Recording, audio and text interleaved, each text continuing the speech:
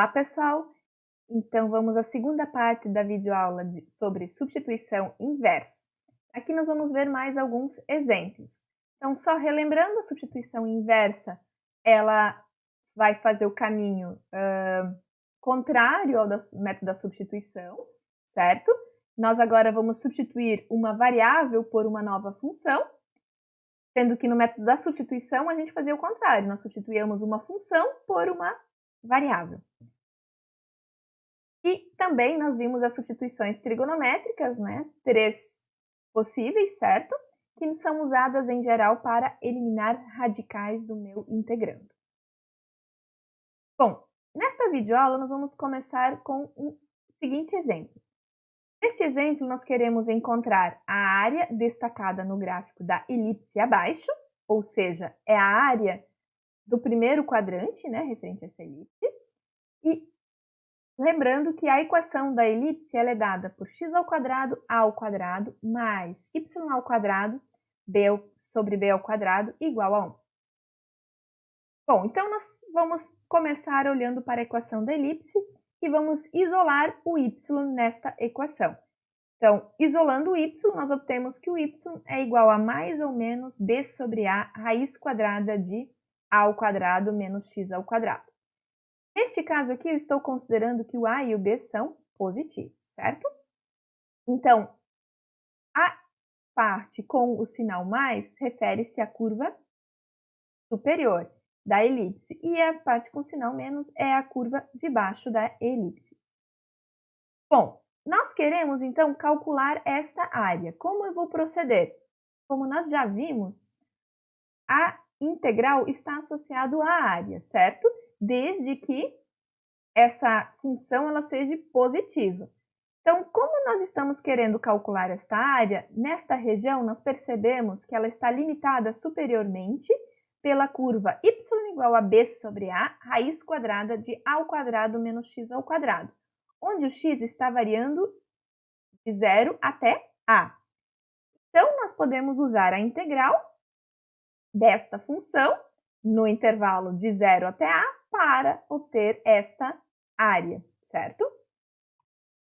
Bom, para resolver essa integral, nós vamos usar substituição trigonométrica.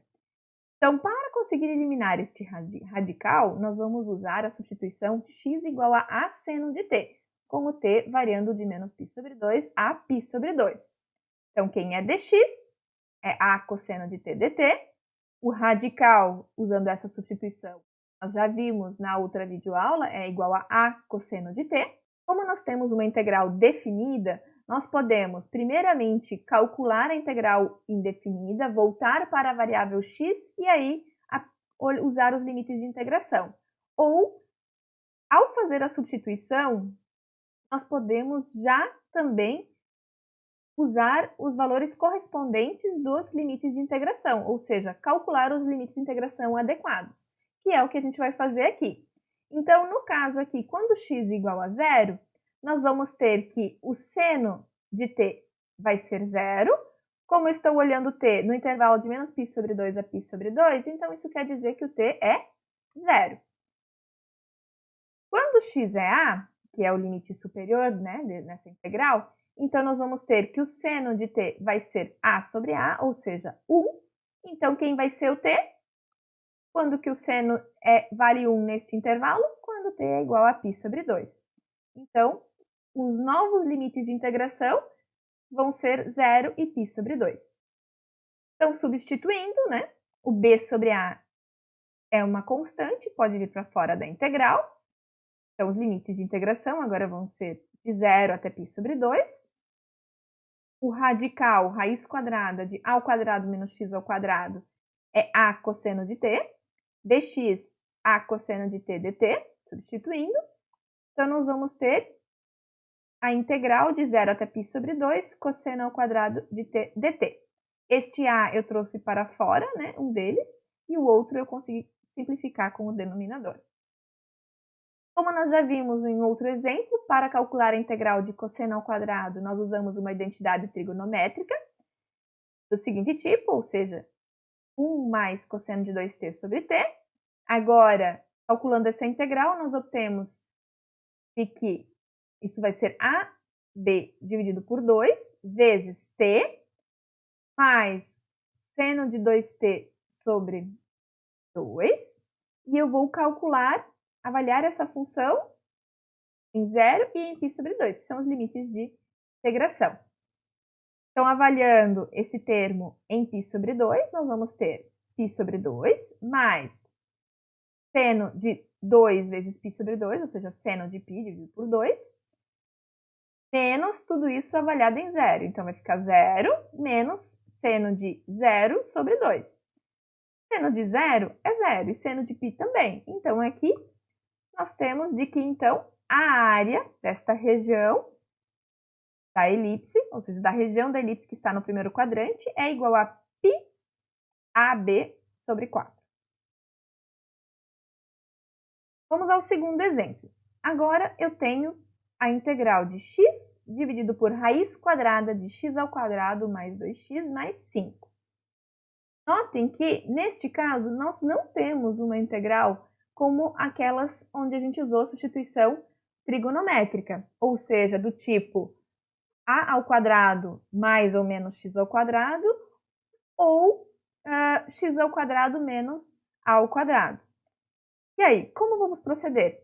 Vamos começar completando o quadrado desse polinômio do segundo grau que está dentro do radical.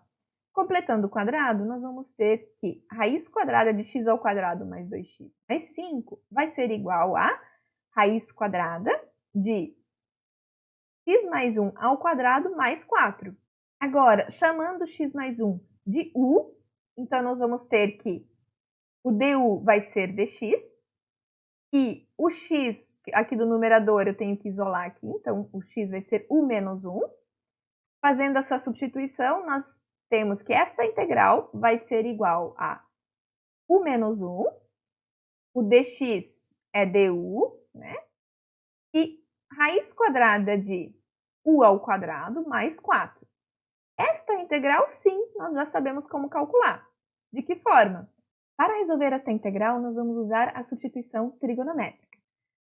Vocês poderiam dizer, bom, mas se eu separar essa integral em duas, uma envolvendo u sobre raiz quadrada de u quadrado mais 4, a outra como sendo 1 sobre raiz quadrada de u ao quadrado mais 4, a primeira dessas integrais a gente até consegue resolver pelo método da substituição. Porém, para resolver a segunda, ou seja, a integral de 1 sobre raiz quadrada de u quadrado mais 4, nós vamos precisar usar o método da substituição inversa de qualquer forma.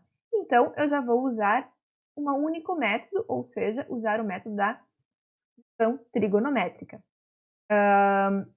E neste caso, para eliminar o radical, eu vou chamar o u de 2 tangente de t. Então, como nós já vimos, né, du vai ser 2 secante ao quadrado de t dt, e raiz quadrada de u quadrado mais 4 vai ser 2 secante de t.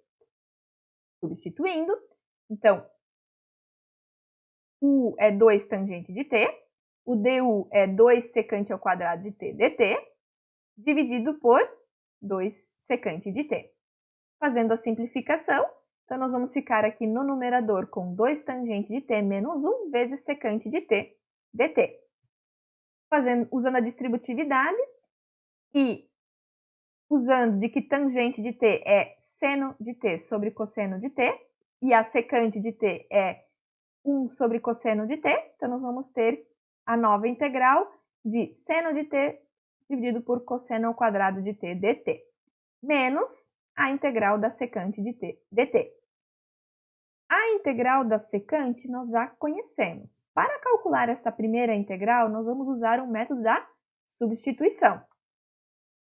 Então, nós vamos chamar de cosseno de t o meu alfa. Então, quem vai ser d alfa vai ser menos seno de t dt. Então, esta integral, usando essa substituição, vai ser igual a menos d alfa sobre alfa ao quadrado. Reescrevendo, vai ficar alfa na menos 2. Quando eu integro, vai ficar alfa elevado a menos 1 sobre menos 1. Com esse menos, vai ficar mais. E vai ficar 1 sobre alfa, onde o alfa é cosseno de t. Então, nós calculamos a integral do seno de t sobre cosseno ao quadrado de t dt, usando o método da substituição. Usando isso na integral original, então nós vamos ter que esta diferença de integrais vai ser 2 dividido por cosseno de t, menos a integral da secante de t, que nós já conhecemos, que é ln módulo de secante de t mais tangente de t, mais a constante de integração. Bom, agora nós temos que voltar para a variável x, certo?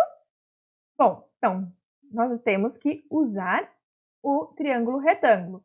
Como u igual a 2 tangente de t, então isso quer dizer que tangente de t é u sobre 2, e a tangente é cateto oposto sobre adjacente. Então, u e 2. E então a hipotenusa vai ser raiz quadrada de u ao quadrado mais 4. Usando isso, quem vai ser então o cosseno? O cosseno é cateto adjacente sobre a hipotenusa. Como está no denominador, então vai ficar raiz quadrada de u ao quadrado mais 4 dividido por 2. Menos ln de quem é a secante? A secante é a hipotenusa dividido pelo cateto adjacente. Quem é a tangente? A tangente é cateto oposto sobre o adjacente, certo? Então, já voltamos para a variável u, mas o nosso objetivo é a variável x. Então, nós temos que usar agora de que u igual a x mais 1. Substituindo, então nós vamos ter que raiz quadrada, então aqui eu vou ter x mais 1 ao quadrado mais 4, que originalmente, né, antes de completar quadrado, isso era x quadrado mais 2x mais 5.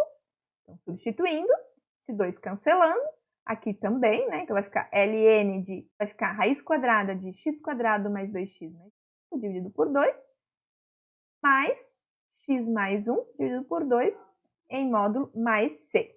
No terceiro exemplo, agora eu quero calcular a integral de x ao quadrado vezes raiz quadrada de x mais 1.